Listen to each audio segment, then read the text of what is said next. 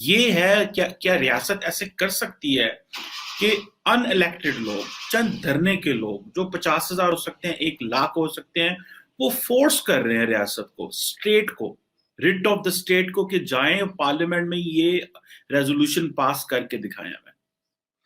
اس کی آبویسلی امید تو یہ ہے کہ وہ ساری پارلیمنٹ سپورٹ کرے گی کہ ان کو نہیں باہر بھیجنا چاہیے. امید تو مجھے یہ ہے. لیکن اب پارلیمنٹ میں بحث تو ہوگی، اب پارلیمنٹ میں ڈسکشن ہوگی، اور اب گورنمنٹ کی لیدے ہوگی کہ گورنمنٹ نے پہلے یہ پارلیمنٹ کو اعتماد میں کیوں نہیں لیا. آج تک گورنمنٹ نے یہ پارلیمنٹ میں ڈسکس ہی نہیں کیا کہ جو ہم لے کے آئیں گے. اگر آپ نے 20 تاریخ کو یہ پارلیمنٹ میں لے کے ہی آنی تھی یا اس سے پہلے لے کے آنی تھی، تو ٹی ایل پی کی لیڈرشپ کو پکڑنے کا کیا فائدہ؟ جو اتنا نقصان ہوا اس کا کیا فائدہ؟ جو 6 دن سے آپ نیشنلی جو آپ عوام کے سامنے ایک ماحول بنا ہوا ہے، اس کا کیا فائدہ ہے اس سارے پوزیشن کا؟ تو government is not strong at this moment. یہ انہوں نے کوئی بہت اسٹرانگ ایکشن نہیں لیا. اور ابو آل جتنے بھی لوگ ان کے پکڑے گئے ہیں سب چھوڑ رہے ہیں. تو جو چھوڑ رہے ہیں اس کا مطلب ہے کہ جو آپ پہلے کر رہے تھے وہ غلط کر رہے تھے، اور اس سے بھی آگے چلے جائیں. وہ کہہ رہے ہیں جی دھرنا جو ہے وہ ٹی ایل پی ختم کر دے گی. ٹی ایل پی نے تو دھرنا آلریڈی ختم کیا ہوا تھا. ایک جگہ پہ دھرنا رہ گیا تھا ان کا، لاہور میں.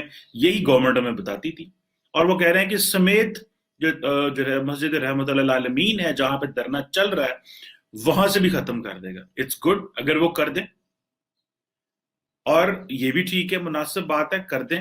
لیکن جو فورتھ شیڈول ہے، جو سب سے امپورٹنٹ ہے، جس فورتھ شیڈول کے اوپر آپ نے ٹی ایل پی کے لیڈرشپ کو ڈالا اور ٹی ایل پی کے لوگوں کو ڈالا، اب وہ بھی واپس لے لیں گے.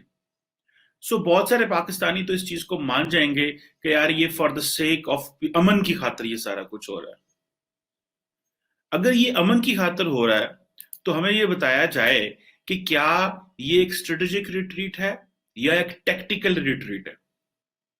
کیا یہ ایک لارجر پکچر ہے ریاست کی کہ ہم نے اسی طرح ان جتھوں کے آگے ریٹریٹ کر جانا ہے، یا کہ یہ ایک دفعہ ہم کر رہے ہیں؟ کیا صرف اس دفعہ کے لیے کر رہے ہیں اور واپس ہم ان لوگوں کو فورتھ شیڈول میں ڈالیں گے، واپس ہم ان پہ جو ہے وہ جو پرچے کرائیں گے اور ان یہ جیلوں میں جائیں گے؟ یہ بھی پتا چلنا چاہیے.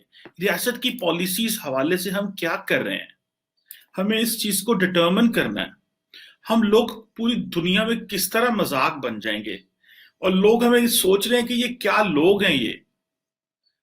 میں I don't want to get too much into complaining کہ بیکاز میں سمجھتا ہوں کہ جو ریاست پاکستان ہوتی ہے، کوئی بھی ملک ہوتا ہے، the people should stand with the government اور اسٹیٹ کے ساتھ کھڑے ہونا چاہیے and we stand with the government.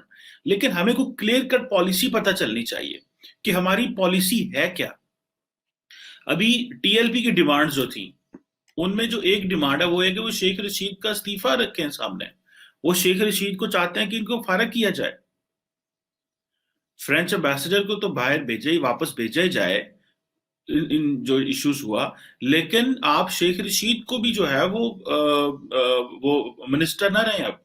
اور باقی وہ جو اب آپ امیجن کریں اگر اس طرح کی وہ سٹیٹمنٹ دے رہے ہیں، وہ کہہ رہے ہیں اس کو منسٹر کو نکال دیں، وزیر کو نکال دیں، امبیسڈر کو نکال دیں، اور سارے جو ہے وہ چیزیں واپس لے لیں.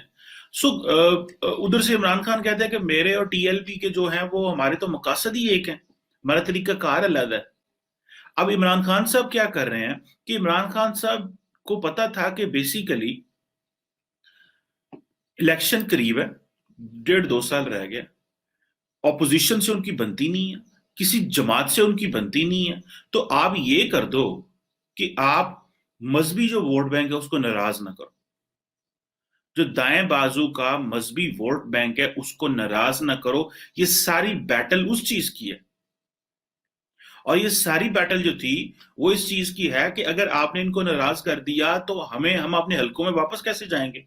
کل شیخ رشید صاحب کے گھر کے باہر جو پروٹیسٹ ہوئے اور جو گالیاں دی گئی انہیں، تو ان کو واپس اپنی کانسٹیٹوئنسی میں جانا ہے. تو جب یہ پولیٹیکل لیڈرشپ جو ہے وہ اپنے چھوٹے چھوٹے مقاصد دیکھتی ہے اور جو لارجر پکچر یا ریاست کی بڑی شکل کیا ہوتی ہے اس شکل کو نہیں دیکھتے. یہ جب بھی فیصلے پاکستان میں ہوتے ہیں یہ بہت چھوٹے عرصے کے لیے فیصلہ ہوتا ہے کہ اب نے کل ہمارا مقصد کیا ہے، 2 مہینے کے بعد ہمارا مقصد کیا ہے، 6 مہینے کے لیے مقصد کیا ہے. یہ ایک لانگ ٹرم پلاننگ ہونی چاہیے تھی.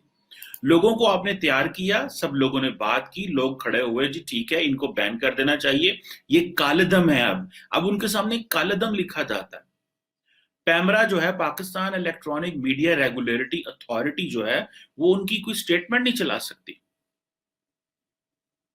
وہ ان کی کسی بندے کو دکھا نہیں سکتی. اب آپ نے کیا ہوا کہ اب آپ نے جو آپ کے پاس ونڈو تھی اس میں آپ نے صحیح طرح آپریٹ نہیں کیا، تو ابھی جتنا سپین لمبا ہو گیا وہ آپ پہ حاوی ہو گئے. اور جب وہ حاوی ہوئے تو گورنمنٹ کے پاس چارہ کوئی نہیں ہوتا، کیونکہ وہ سارا ٹائم گورنمنٹ کو تو کرٹیسائز کیا جا رہا ہوتا ہے. سو اگر یہ فیصلہ کیا گیا تھا ونس فار آل، تو پہلے 36 گھنٹے میں 24 گھنٹے میں آپ نے جو کرنا تھا کر لیتے آپ. ابھی وہ ساری کی ساری میرے پاس وہ جو ایک ویڈیو ہے جس میں سارے ہمارے منسٹر بیٹھے ہوئے ہیں اور ساتھ ادھر مولوی حضرات بھی بیٹھے ہوئے ہیں، اور وہ جو ہے وہ شیخ صاحب وہاں پہ بیان پڑھ رہے ہیں. اب وہ اچھا نہیں لگتا مجھے وہ ویڈیو چلاتے ہوئے، بیکاز اس سے کیا ہوگا کہ مجھے I am feeling odd and bad کہ میری ریاست اور میری ریاست کے نمائندے وہاں بیٹھے ہوں، اور وہ کس طرح جو ہے وہ ریاست کا ایک جو ہے وہ ایک ڈاکومنٹ پڑھ رہے ہیں کہ جی ٹھیک ہے ہم ریٹریٹ کر جاتے ہیں، آپ جیت گئے ہم ہار گئے. سو یہ فیصلہ پارلیمنٹ میں دوبارہ کیا جائے کہ پارلیمنٹ کی شکل کیا ہے، اس پاکستان کی کیا شکل ہم لوگ بنا رہے ہیں. کیا ہم ہر 6 مہینے بعد کسی نہ کسی اسلامک جتھے کے آگے جائیں گے اور ان کی ڈیمانڈز کو ایکسیپٹ کر لیں گے؟ یہ پچھلے 5 سال سے تو یہ جماعت ہمیں لے کے بیٹھی ہوئی ہے، اور یہ جماعت کے علاوہ ہر وہ جماعت جو فورسفلی چیزیں کرائے. ہمیں کسی بھی سیاسی جماعت، کوئی بھی سیاسی اور مذہبی جماعت جو ہو، یہ بات تو یہ بھی ہوتی ہے کہ یہ مذہبی جماعتیں کیا ہوتی ہیں؟ کیا جو باقی لوگ ہیں، جو باقی لوگ ہیں، وہ کیا وہ مذہبی نہیں ہے؟ کیا عمران خان مذہبی نہیں ہے؟ کیا آصف علی زرداری مذہبی نہیں ہے؟ کیا مریم نواز، بلاول بھٹو مذہبی نہیں ہے؟ سارے مذہبی لوگ ہیں، سارے اسلام پہ یقین رکھتے ہیں. تو ان کو کیوں کہا جاتا ہے کہ یہ مذہبی لوگ ہیں، اور ان کے آگے ہم کیوں ہوسٹیج بنتے ہیں؟ یہ پچھلے 10 سالوں میں پاکستان کی اتنی گندی شکل دنیا میں گئی ہے، اتنی گندی شکل دنیا کے سامنے پیش ہوئی ہے کہ ایک چلتی چلاتی ریاست کو جب مرضی آپ پکڑ کے اس کے ٹرن کر دیتے ہیں. چند ہزار لوگ آتے ہیں